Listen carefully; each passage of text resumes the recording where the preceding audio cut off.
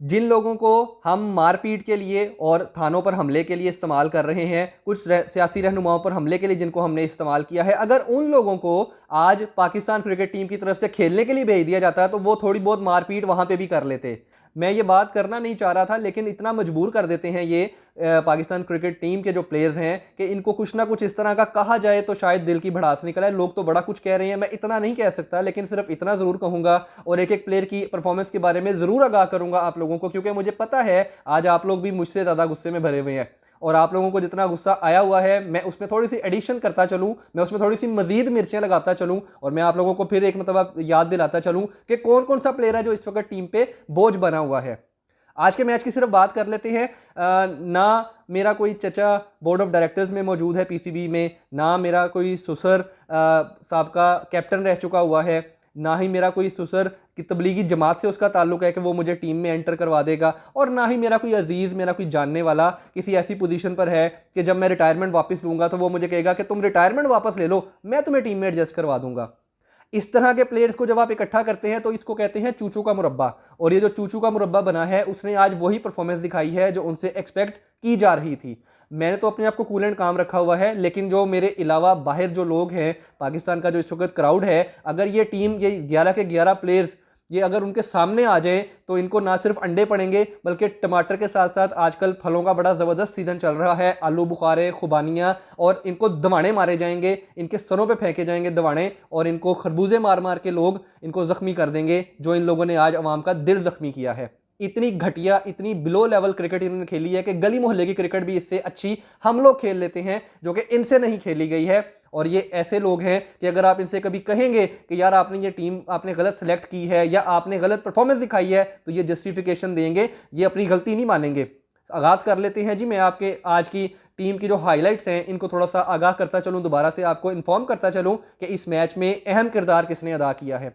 44 balls में 31 run बनाने वाले मोहम्मद रिजवान, जो कि बहुत अपने आप को सुपरस्टार समझते हैं, जो कि अपने आप को सुपरमैन कहते हैं, और 2-3 दफा बॉल लगाए, एक्टिंग की उन्होंने इसी इंतहा की है कि वो एक्टिंग करते करते ही इस एक्टिंग के वर्ल्ड के अंदर तबाह हो गए हैं। उन्होंने मैच हरवाया है और सबसे अहम किरदार अदा किया है। 7 से ज्यादा ओवर्स उन अकेले ने खेले हैं, 7.2 ओवर्स यानी कि 44 बॉल्स, और रन बनाए हैं 31। अच्छा, इसके अंदर सबसे अहम बात यह है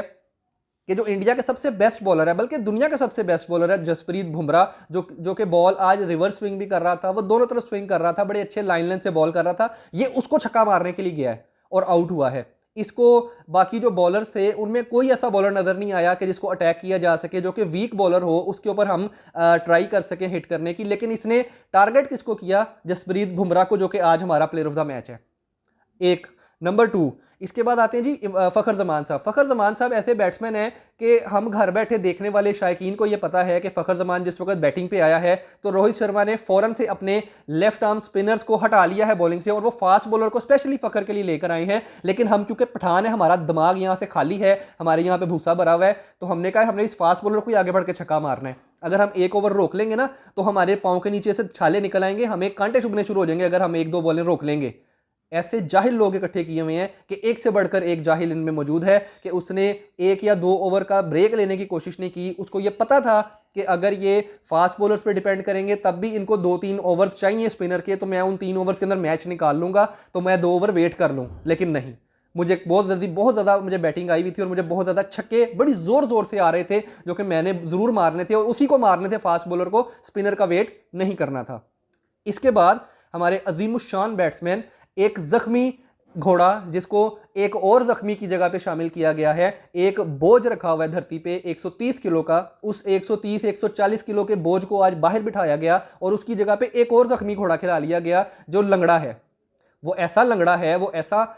किसी किस्म का, मैं क्या इसके लिए वर्ड इस्तेमाल करूं, कि ये इस तरह का लंगड़ा है कि जब ये शॉट मारता है, पहले तो इसे शॉट लगता नहीं है, तड़पता रहा है इसने भी, ये भी बहुत तड़पा है विकेट के ऊपर, तड़पने की इंतहाई इसने अच्छी एक्टिंग की है और दिखाया है कि मैं बहुत तड़प रहा हूं शॉट मारने के लिए, लेकिन शॉट मुझसे लग नहीं रहा। 23 बॉल्स खेल के 15 रन बनाए हैं, और जब रनिंग की बारी आती है तो रनिंग भी नहीं होती थी।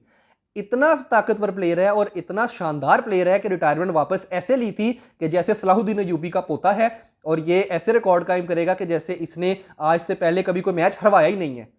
ऐसा ये शानदार प्लेयर है। समझ तो आप गए होंगे मैं किसकी बात कर रहा हूं। और इसके बाद आते हैं जी दुनिया के अजीमुशान ऑलराउंडर जिनका नाम शादाब खान है, आज इससे एक भी ओवर नहीं करवाया गया। इतना बड़ा ऑलराउंडर है कि इससे ओवर एक भी नहीं करवाया गया। और बैट्समैन इतना बड़ा है कि 7 बॉल पे 4 रन करता है और अपने आप को ऐसा सुपरस्टार समझता है कि मुझसे बड़ा सुपरस्टार है ही कोई नहीं।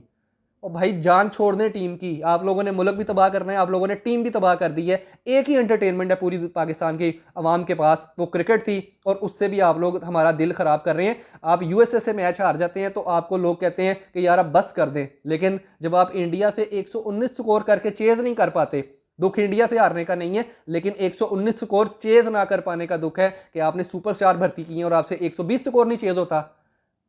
आप लोगों पे तुफ है, आप लोगों पे तुफ है और आप लोगों पे तुफ है, डूब के मर जाएं।